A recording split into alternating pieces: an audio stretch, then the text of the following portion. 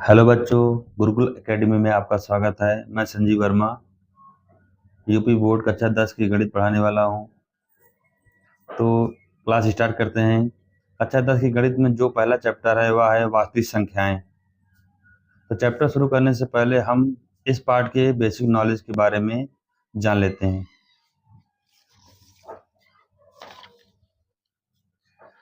तो यहाँ पर जो पहला आपका पॉइंट है, संख्याएं क्या हैं। संख्याएं क्या हैं? तो जिससे गिनती या मात्रा का बोध होता है उसे संख्या कहा जाता है। जिससे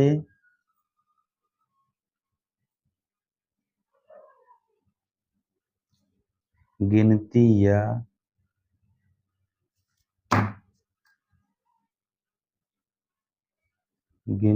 या मात्रा का बोध होता है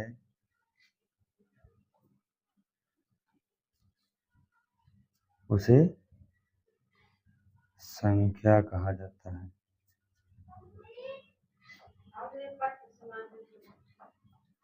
अच्छा, संख्याएं दो तरह की होती हैं, वास्तविक संख्या और काल्पनिक संख्या।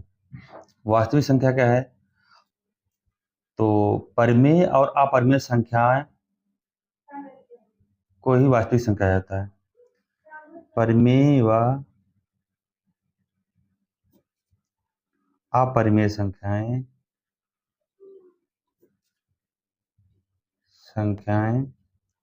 वास्तविक संख्या होती हैं।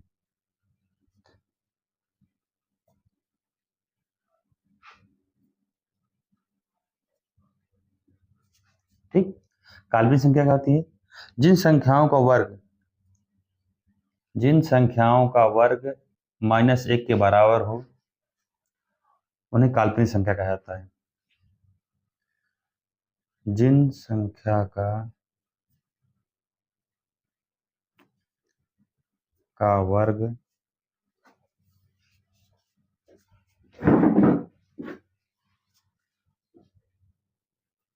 -1 के बराबर हो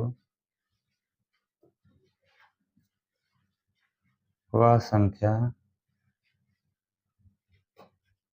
काल्पनिक संख्या कहलाती है।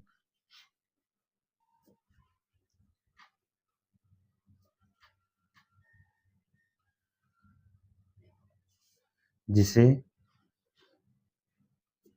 I से व्यक्त करते हैं।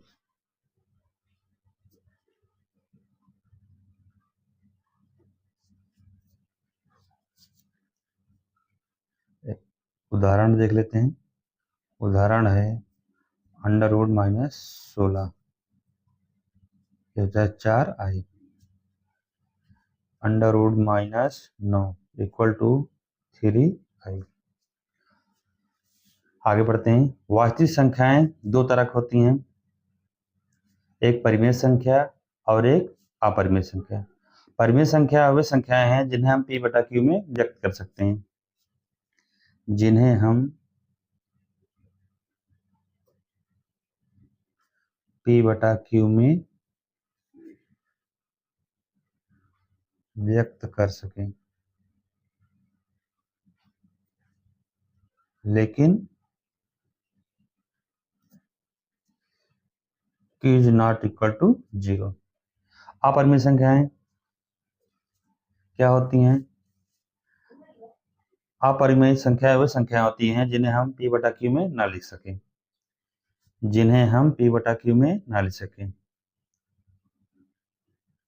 जिन संख्याओं को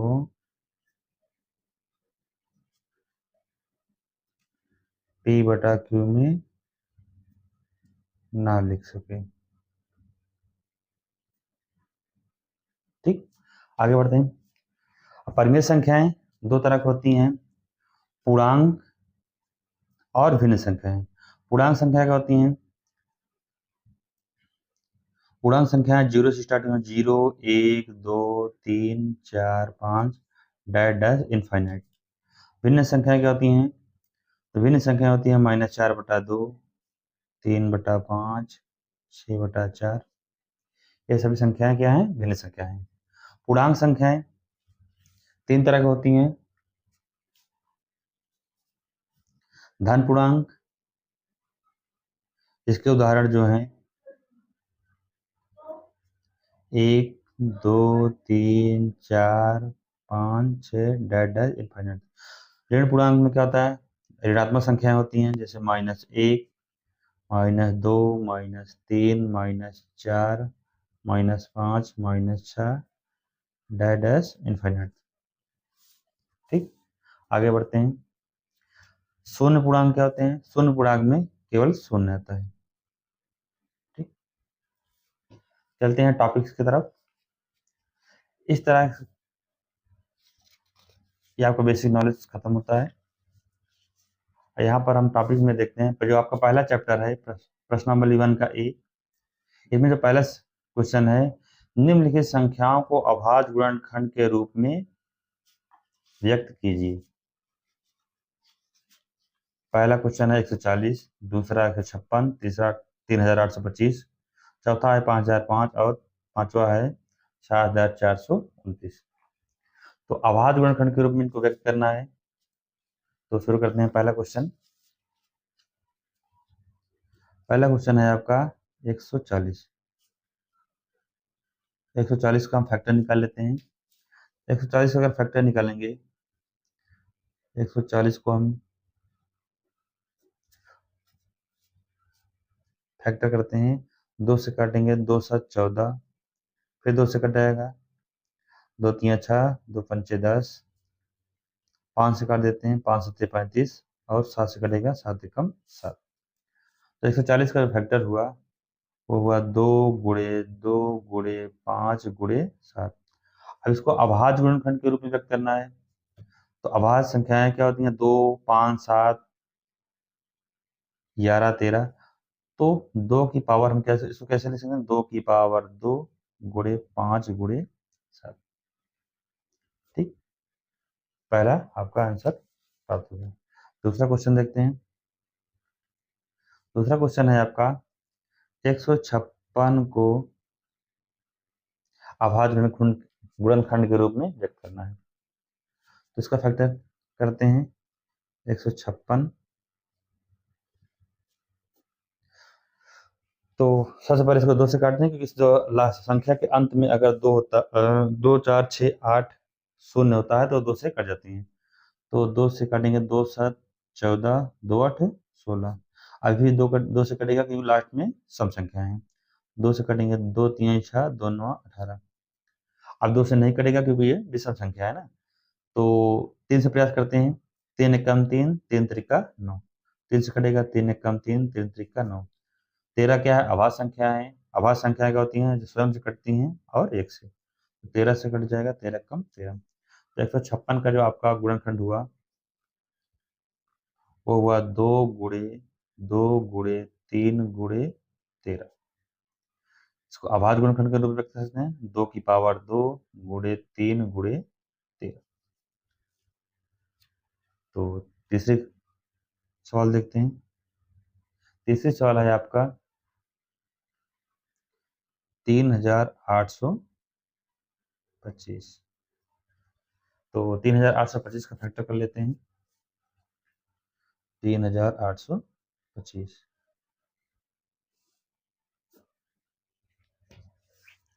तो 2 से कटेगा नहीं क्योंकि लास्ट में विषम संख्या है, तुम 3 से प्रयास करते। 3 का विभाज्यता का नियम कहता है कि संख्याओं का योग अगर 3 से कट जा रहा है तो पूरी संख्या 3 से कट जाएगी। तो 8 3 11, 11 2 13, 13 5 18। 18 जो है 3 से कट जाएगा, इसलिए संख्या में 3 से कट जाएंगी।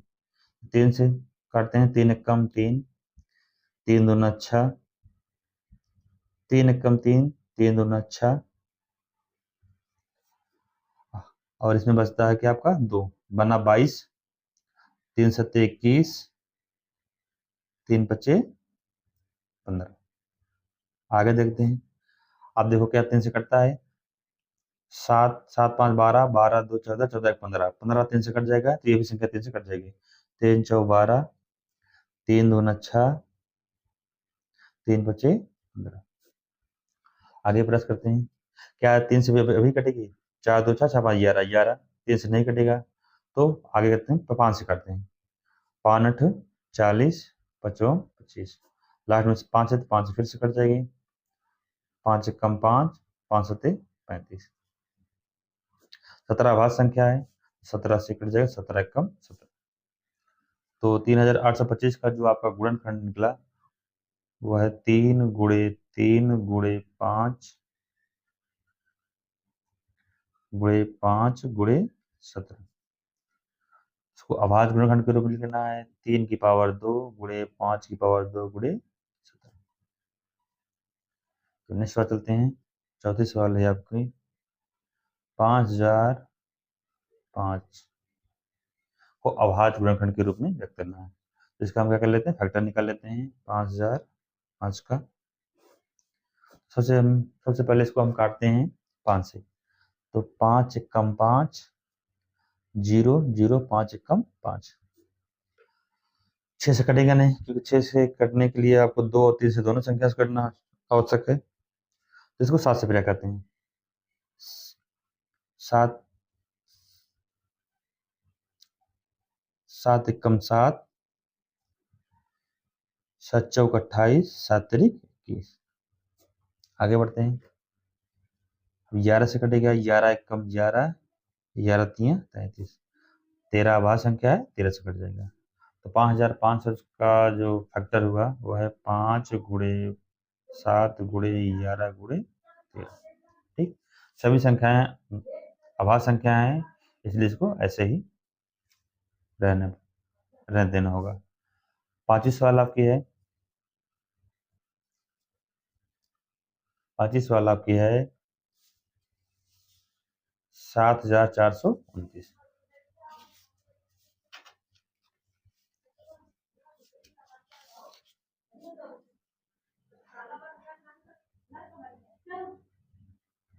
तो 7429 का हम फैक्टर कर लेते हैं। 7429 2 से कटेगा नहीं, तो हम इसको क्या करते हैं, 3 से प्रयास करते हैं। क्या 3 से कटेगा, 7 4 11, 11 2 13, 13 9, 13 9 22। क्या 3 से कटेगा, नहीं कटेगा। 4 से नहीं कटेगा, 5 से भी नहीं कटेगा, 6 से 2 3 से नहीं कटा, 7 से 7 धम्मा 70, 7 से भी नहीं कटेगा। तो ये सीधा अभी 17 से कटेगी। 17 काटते हैं, 17 चौका 68, 17 तिरिक 51 और 17 सत्ते 119। 19 से कटेगा, 19 दूना 38, 19 तिरिक 57 और ये 23 से कट जाएगा, 23 से कम 23। ठीक, 7429 का जो फैक्टर हुआ वो 17 गुणे 19 गुणे 23। तो पहली सवाल आपकी समाप्त होती है। अब चलते हैं दूसरे सवाल पर। दूसरा सवाल आपका है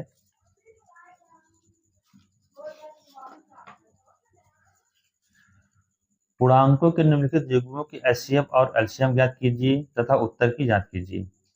उत्तर की जांच करना है कि दो संख्याओं का गुणनफल, दोनों संख्याएं दी हुई हैं, उनका गुणनफल क्या एचसीएफ और एलसीएम के गुणनफल के बराबर आता है कि नहीं। तो पहली सवाल हम देखते हैं। पहली सवाल आपकी है 26 और 91। इनका सबसे पहले हम एलसीएम और एचसीएफ ज्ञात करते हैं। एलसीएम और एचसीएफ ज्ञात करने के लिए हम गुणनखंड का प्रयोग करेंगे। तो 26 का पहले हम फैक्टर निकाल लेते हैं। 26 का फैक्टर क्या हो सकता है, तो 2 गुणे 13, 13 दूना 26। 91 का फैक्टर निकालेंगे, यहाँ निकाल लेते हैं 91 फैक्टर। 7 से 7 कम 7, 7 तरीक 21, 13 कम 13। 91 फैक्टर होगा 7 गुणे 13। अब इनको हम निकाल लेते हैं एचसीएफ और एलसीएम। एलसीएम क्या होता है, दोनों संख्याओं के गुणनखंड में जो संख्याएं आपकी मिल रही हैं, मैच कर रही हैं, वही उस संख्या का एचसीएफ होता है। तो 13 यहाँ पर भी है, 13 यहाँ पर भी है, तो इन दोनों संख्याओं का जो एचसीएफ होगा वो होगा 13। एलसीएम क्या होता है, जो संख्याएं मिल रही हैं उसको तो हम लिखते ही हैं, उसके बाद जो संख्या बची होती हैं उनको भी हम लिख लेते हैं, गुणे 2 गुणे 7। ठीक, 13 दूना 26, 26 गुणे 7, 26 गुणे 7, 7 छंग 42, 7 दूनी 14, 4 18। तो एलसीएम प्राप्त हो गया 182। एचसीएफ 13 और एलसीएम 182। अब कर लेते हैं उत्तर की जांच। उत्तर की जांच करने के लिए हम इस फार्मूले को पढ़ेंगे, दो संख्याओं का गुणनफल बराबर एचसीएफ और एलसीएम। ठीक, दो संख्याओं का गुणनफल बराबर एलसीएम और एचसीएफ। जो संख्या, दो संख्या में प्राप्त हुई है पहले से ही दिया गया है ना, 26 और 91। तो दो संख्याओं का गुणनफल क्या हो जाएगा, 26 गुणे 91 बराबर एलसीएम 182 और एचसीएफ 13। ठीक, अगर इन दोनों संख्याओं का गुणनफल इसके एलसीएम और एचसीएफ के गुणनफल के बराबर होगा तो ये सही है। चलो गुणा करते हैं। सबसे पहले हम 26 और 91 गुणा कर लेते हैं। 26 गुणे 91, एक छक्के 6, एक दुक्के 2, 9 छक 54, 54 का 4 हासिल 5, 9 दूनी 18, 18 5 23, 6, इसको जोड़ते हैं 6, 3 और 2। इन संख्याओं को गुणा करने पर हमें प्राप्त हुआ 23 66 बराबर, इन संख्याओं को गुणा कर लेते हैं। 182 गुणे 13, तो 3 दूना 6, 3 छंग 18, 18 का 8 हासिल 1, 3 एकम 3 1 4, एक दुक्के 2,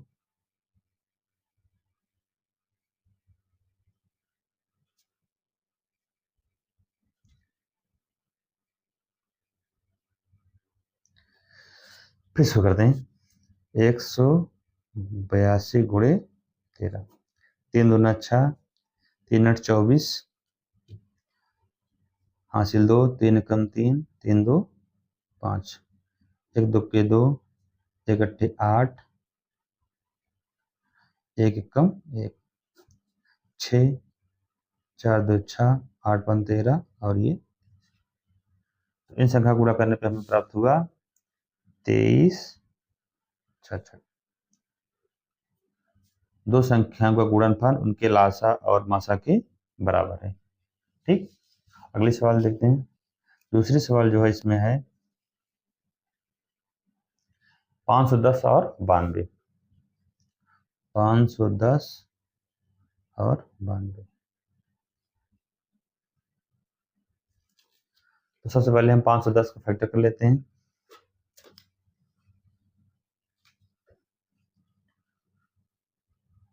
पाँच सौ दस का फैक्टर करने के लिए सबसे पहले हम इसको 2 से भाग करेंगे, क्योंकि लास्ट में 0 है, 2 से कट जाएगा। 2 दूना 4, 2 पंचे 10, 2 पंचे 10,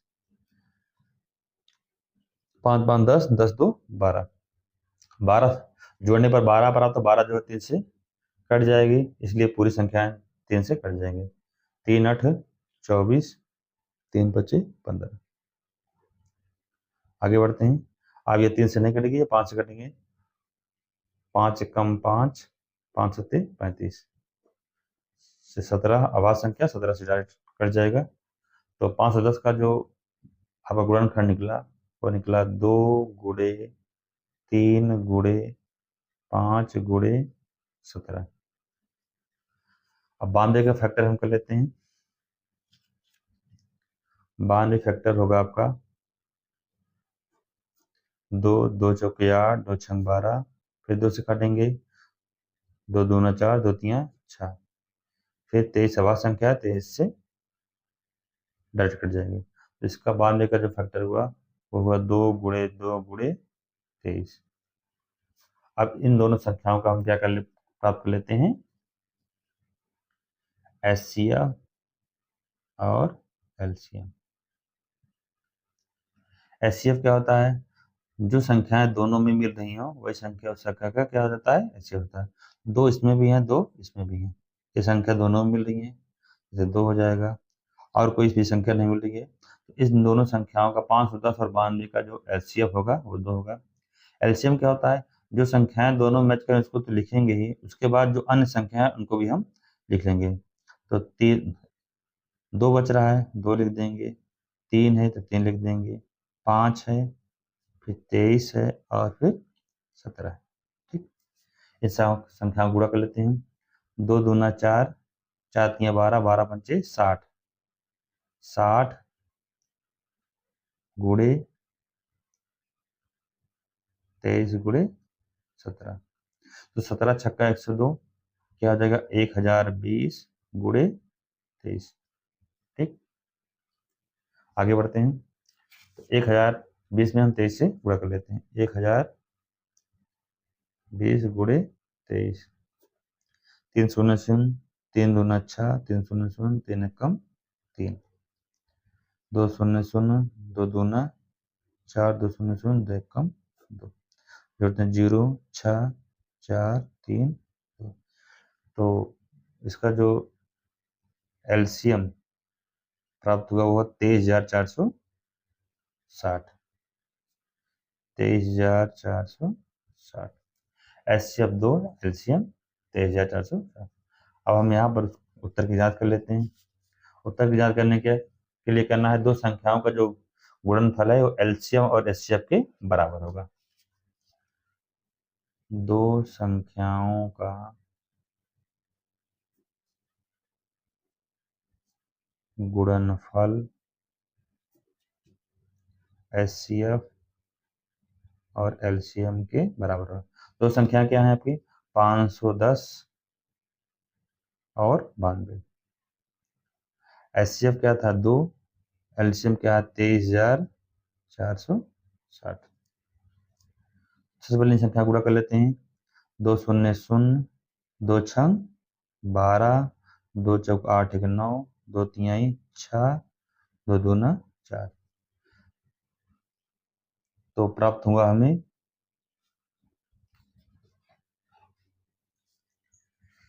46,920। इन संख्या को गुणा कर लेते हैं 510 और 92 का। 510 गुणे 92, 2 शून्य शून्य, 2 एकम 2, 2 पंचे 10, 9 शून्य शून्य, 9 एकम 9, 9 पचे 45। ठीक, आगे बढ़ते हैं। 0 2 9 6 4, 46,920। दो संख्याओं का गुणनफल उनके एलसीएम और एचसीएफ के बराबर आ गया। तो अगले सवाल देखते हैं।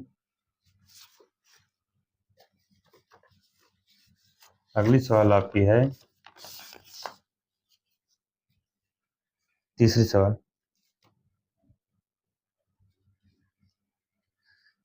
336 और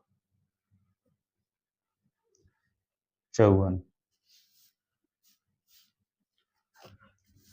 तो इनका पहले एलसीएम और एचसीएफ निकाल लेते हैं। तो 336 का फैक्टर निकाल लेते हैं और 54 का। तो सबसे पहले 336 का फैक्टर निकालेंगे। 336 को हम 2 से काट देंगे क्योंकि लास्ट संख्या क्या है आपकी, सम संख्या है।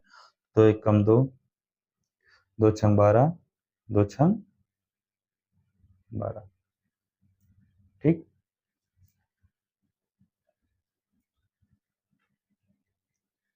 आगे बढ़ते हैं। 2 से फिर कटेगा, 2 अठे 16, 2 तिया 6।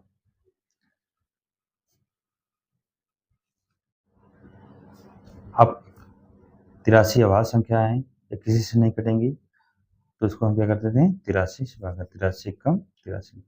फिर से देख लेते हैं। 2 एकम 2, 2 छंग 12,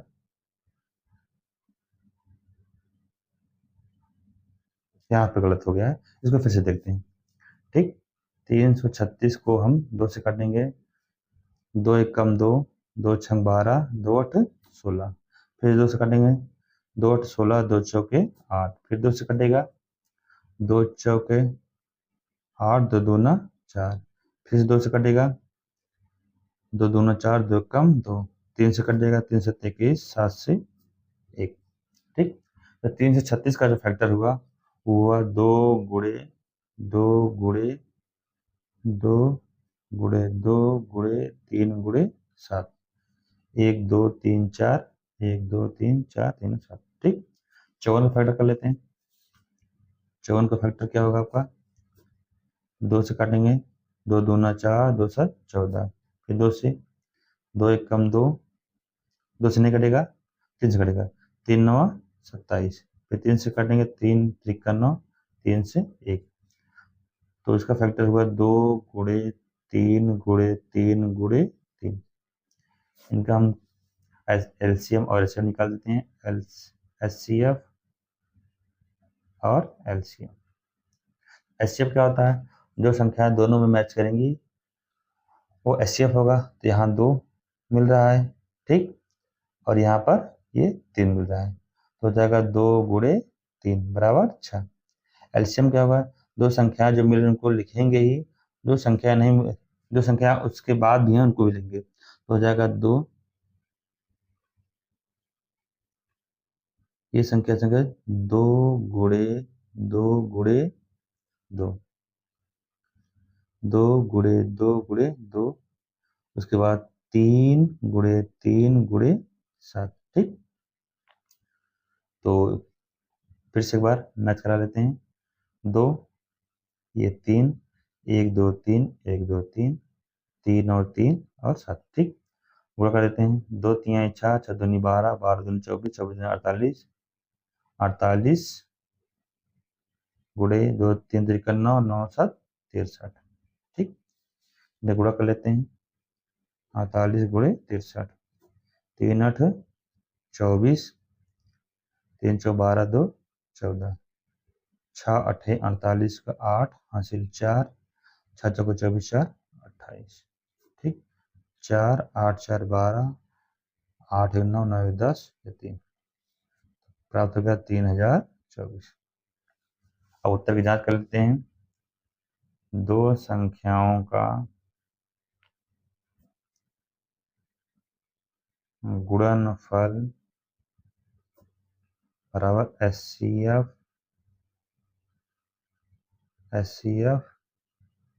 और एलसीएम।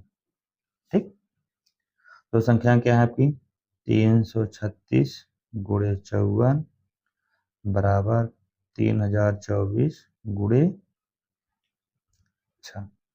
ठीक, इस गुणा कर लेते हैं, 6 चौके 24 हासिल 2, 6 दूनी 12, 12 2 14, 6 शून्य शून्य 1, 6 तिरिक 18। यहाँ पे गुणा कर लेते हैं, 336 गुणे 54, 4 छंग 24 हासिल 2, 4 3 12 2 14 हासिल 1, 4 3 12 1 13। ठीक, आगे बढ़ते हैं,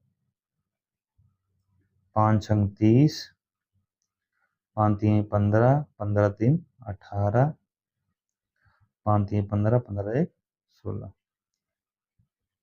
ठीक, आगे बढ़ते हैं, 4 4 8 3 11, 6 1 7 7 1 8 और ये 18,144। तो यहाँ पर दो संख्याओं का गुणनफल उसके एचसीएफ और एलसीएम के बराबर हो गया। आगे बढ़ते हैं, क्वेश्चन नंबर 3। क्वेश्चन नंबर 3 क्या कहता है, क्वेश्चन नंबर 3 है आपका, अभाज्य गुणनखंड विधि द्वारा निम्नलिखित पूर्णांकों की एचसीएफ और एलसीएम ज्ञात करना है। तो जो संख्याएं जो आपके सवाल दी गई हुई हैं, अभाज्य गुणनखंड से इन संख्याओं का एचसीएफ निकालना है और एलसीएम निकालना है। तो पहले सवाल जो है आपकी है 12 15 और 21 का क्या निकालना है, एचसीएफ भी निकालना है और एलसीएम। इनका सबसे पहले हम गुणनखंड कर लेते हैं। तो 12 का जो गुणनखंड होगा वो होगा 2 गुणे 2 गुणे 3, ठीक। 15 क्या होगा 3 गुणे 5। 21 क्या होगा 3 गुणे 7। अब इनका हम क्या निकाल लेते हैं, एचसीएफ और एलसीएम। फिर से वही सवाल आपकी रिपीट हो रही है कि अभाज्य गुणनखंड जिससे एचसीएफ और एलसीएम निकालना। तो एचसीएफ कैसे निकलेगा, जो संख्याएं तीनों में रिपीट होंगी, तीनों में मिलेगा, वही संख्या क्या होगी, उस संख्या का एचसीएफ होगा। यहाँ पर देखो 2 यहाँ पर है और कहीं 2 है ही नहीं, 3 यहाँ पर भी है, 3 यहाँ पर भी है, 3 यहाँ पर है। तो 12, 15 और 21 का जो एचसीएफ होगा वो होगा आपका 3, ठीक। आगे बढ़ते हैं। अब एलसीएम क्या होगा, जो संख्या आपके तीनों संख्याओं में तीनों के अभाज्य गुणनखंड में मिल रही है उसको तो लिखेंगे ही, उसके बाद जो बचा हुआ है, यहाँ 2 बचा हुआ है, एक और 2 बचा हुआ है, नीचे 5 और 7 बचा हुआ है। इन संख्याओं का क्या निकाल लेते हैं, गुणा कर लेते हैं। 3 दूनी 6, 6 दूनी 12, 12 पंचे 60, 60 गुणे 7, 7 छंग 42, 420। तो 12, 15 और 21 का एचसीएफ आपका 3 और एलसीएम 420, ठीक। अगली सवाल देखते हैं। दूसरी सवाल है आपकी 17, 23 और 29। इन संख्याओं को क्या निकालना है, अभाज्य गुणनखंड जिससे एचसीएफ और एलसीएम निकालना है। तो 17 का गुणनखंड कर लेते हैं। 17 गुणनखंड, ये एक अभाज्य संख्या है। अभाज्य संख्या का गुणनफल जो होता है या तो वो स्वयं और या एक होती है।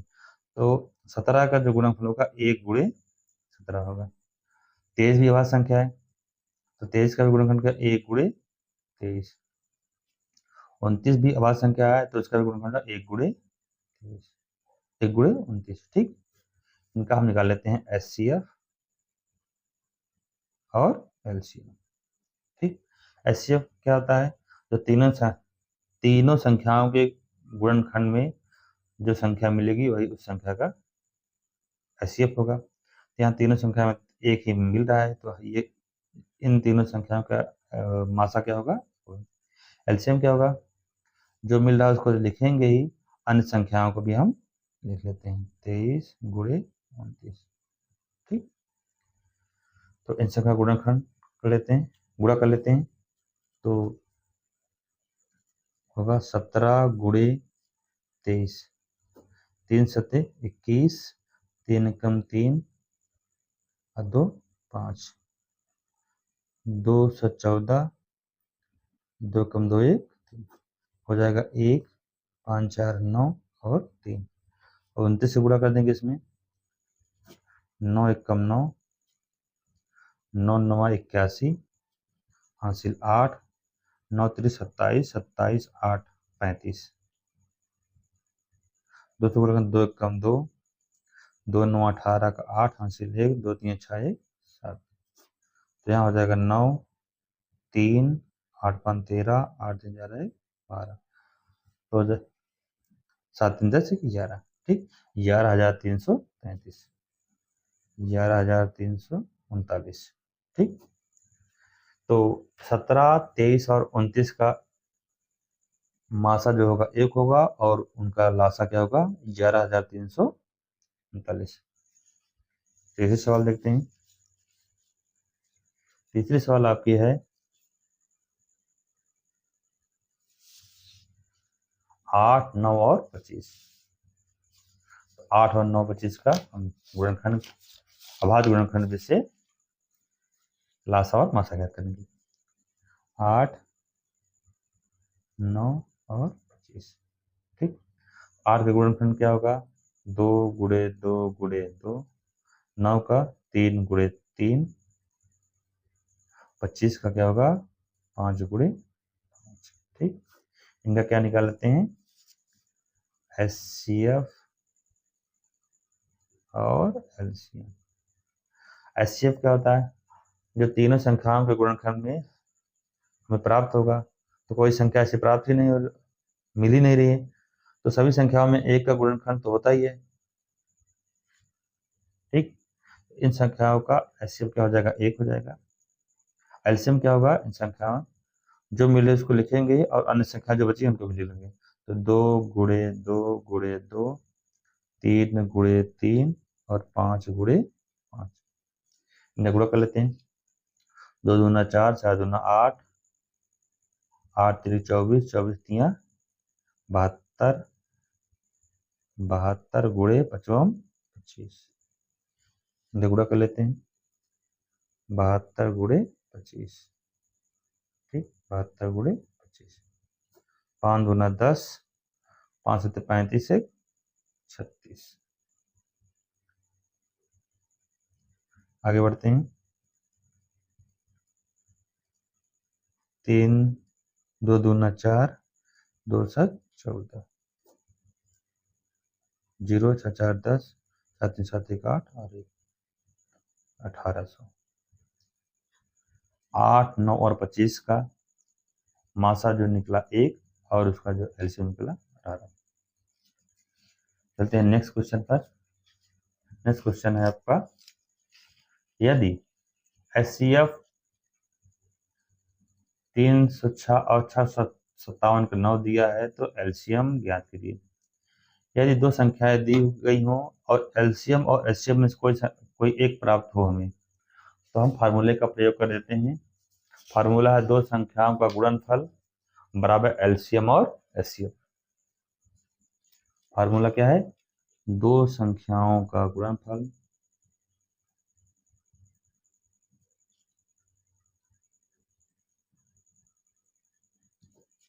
बराबर एलसीएम और एचसीएफ, ठीक। दो संख्या क्या है, 306 और 657। एलसीएम क्या है, एलसीएम ज्ञात करना है। एचसीएफ दिया है 9। तो यहाँ पर ये 9 है, 175 करने के यहाँ पर गुणा है तो वहाँ पर ये भाग हो जाएगा। तो 306 गुणे 657 बटा 9 बराबर एलसीएम, ठीक। तो 9 से काट देंगे, 9 3 27, 9 चौक 36। तो जब गुणा कर लेते हैं, 657 गुणे 34, 4 सत्ते 28, हासिल 2, 4 पंचे 20, 20 2 22, हासिल 2, 4 चौक 24, 2 26, 3 सत्ते 21, 3 पचे 15, 1 16, 3 पचे 15, 2 17,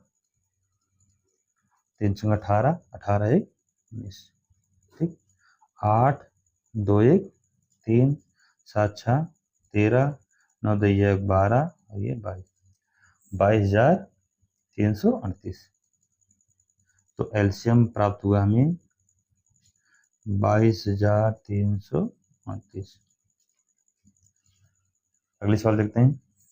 यदि एचसीएफ इतना दिया हुआ है, एचसीएफ 225 और 60 का जो मासा दिया गया है 225 गुणे 5 माइनस 10x, तो x का मान ज्ञात करना है। तो सबसे पहले हमें इन संख्याओं का वास्तविक मासा ज्ञात करना होगा। तो मासा ज्ञात करने के हम भाग विधि का प्रयोग करेंगे। तो 60 से भाग करेंगे 225 में, 6 6 तेरिक 18, 180 घटाएंगे तो हो जाएगा यहाँ 5 और यहाँ 4, 60 को इधर लाएंगे, 45 से कम 45, घटाने पर हमें 15 प्राप्त हुआ। 15 से फिर से पुनः हम 45 में भाग करेंगे, 15 3 45। तो इन संख्याओं का मासा क्या प्राप्त हुआ हमें, 15, जो इसके बराबर होगा। होगा 15 बराबर 225 गुणे 5 माइनस 10x। तो गुणा कर लेते हैं। 15 बराबर 5 25, 5 दूना 10 2 12, 5 दूना 10 10 1 11 माइनस 10x, 75 कर देंगे। हो जाएगा 15 माइनस 1125 बराबर माइनस 10x। आगे बढ़ते हैं। तो इसको जब घटाएंगे तो यहाँ माइनस प्राप्त होगा, तो हो जाएगा 1110 माइनस 1110 बराबर माइनस 10x। तो x यहीं पर रहने देते हैं और ये -10 को यहाँ पर गुणा, यहाँ पर हो जाएगा भाग, -1110 भागे -10, माइनस माइनस कट जाएगा, 0 से 0, x का मान हो जाएगा 111। ठीक, आगे बढ़ते हैं। छठी सवाल है, यदि 120 और 225 का मासा 15 है तो एलसीएम क्या, इन संख्याओं का एलसीएम। तो फिर से वही फार्मूला प्रयोग होगा, दो संख्याओं का गुणनफल बराबर लासा और मासा। दो संख्याओं का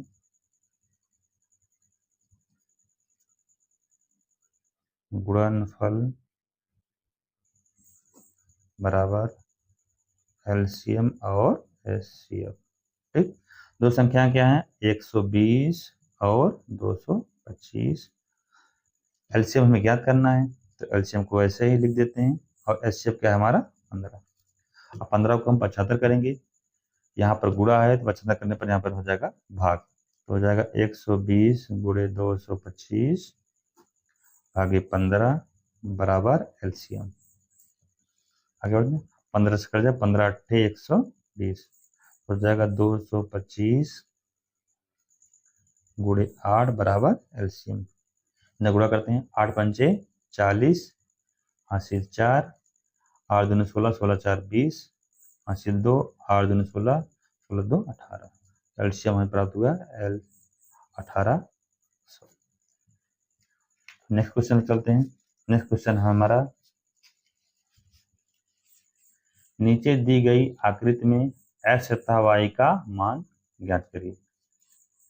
तो यहाँ पर y का जो फैक्टर है वो क्या है, 4 और x, तो y बराबर हम क्या लिख सकते हैं, y बराबर हम 4 गुणे x।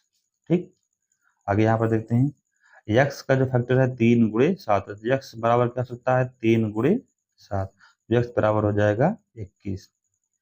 तो x का मान हम क्या यहाँ पर रख देंगे, y का मान हमें प्राप्त हो जाएगा, तो y बराबर है 4 गुणे 21, तो y बराबर है 4 एकम 4, 4 दूना 8। तो आज की क्लास में इतना ही। नेक्स्ट क्लास में जो बचे हुए सवालों को हम फिर से पढ़ाएंगे, तब तक के लिए धन्यवाद।